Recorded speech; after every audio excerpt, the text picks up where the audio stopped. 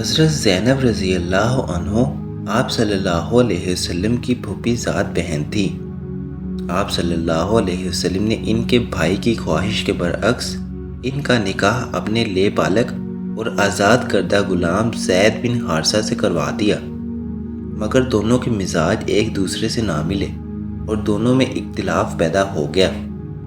رسول اللہ صلی اللہ علیہ وسلم نے اصلاح کی کافی کوشش فرمائی، مگر جب حالات بہتر نہ ہوئے تو حضرت زید نے حضرت زینب کو طلاق دے دی۔ چونکہ حضرت زینب بنت حجش نے یہ رشتہ آپ صلی اللہ علیہ وسلم کے حکم پر قبول کیا تھا، اس لیے اب ان کی دلجوئی کا واحد راستہ یہ تھا کہ آپ صلی اللہ علیہ وسلم خود ان سے نکاح فرمائیں۔ چنانچہ اللہ تعالیٰ نے اس کی اجازت دے دی، جس پر آپ صلی اللہ علیہ وسلم نے حضرت زینب سے نکاح کر لیا۔ اس کے بعد منافقین نے یہ کہنا شروع کر دیا کہ رسول اللہ صلی اللہ علیہ وسلم ایک طرف تو بیٹوں کی بیویوں سے نکاح کو حرام قرار دیتے ہیں، دوسری طرف خود اپنی بہو سے نکاح کرتے ہیں، جس پر سورۃ احزاب کی یہ آیات نازل ہوئیں: محمد صلی اللہ علیہ وسلم تمہارے مردوں میں سے کسی کے باپ نہیں، بلکہ اللہ کے رسول اور نبیوں کے ختم کرنے والے ہیں۔ اللہ ہر چیز سے واقف ہے۔ اللہ نے تمہارے لے پالکوں کو بیٹا نہیں بنایا، یہ تمہارے اپنے منہ کی باتیں ہیں۔ اللہ حق کہتا ہے اور وہی راستہ کی ہدایت کرتا ہے۔ لے پالکوں کو اس کے باپ کی طرف منسوب کر کے پکارو، یہ اللہ کے نزدیک انصاف ہے۔ اگر اس کے باپ کو نہیں جانتے تو وہ تمہارے دینی بھائی ہیں اور تمہارے آزاد کردہ غلام۔ ان آیات سے پہلے حضرت زید کو آپ صلی اللہ علیہ وسلم کی نسبت سے زید بن محمد کہہ کر پکارا جاتا تھا، مگر ان آیات کے بعد زید بن حارثہ کہلائے جانے لگے۔ حضرت زینب سے آپ صلی اللہ علیہ وسلم کی نکاح کے بعد باقاعدہ دعوت ولیمہ کا اہتمام کیا گیا۔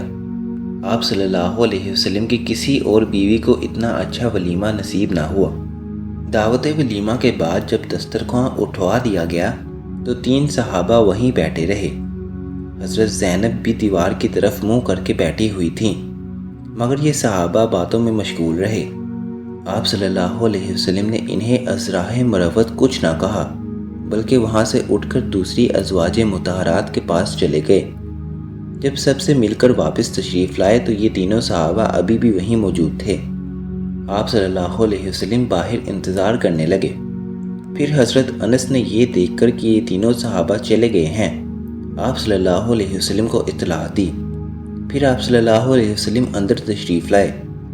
اس واقعہ کے بعد ہی پردے کے متعلق آیات نازل ہوئیں، جس کے بعد آپ صلی اللہ علیہ وسلم کے گھر پر پردے ڈال دیے گئے اور لوگوں کو منع فرمایا گیا کہ بغیر اجازت کے آپ صلی اللہ علیہ وسلم کے گھر میں داخل نہ ہوں۔ حضرت زینب اور آپ صلی اللہ علیہ وسلم کا ساتھ 6 سال کا تھا۔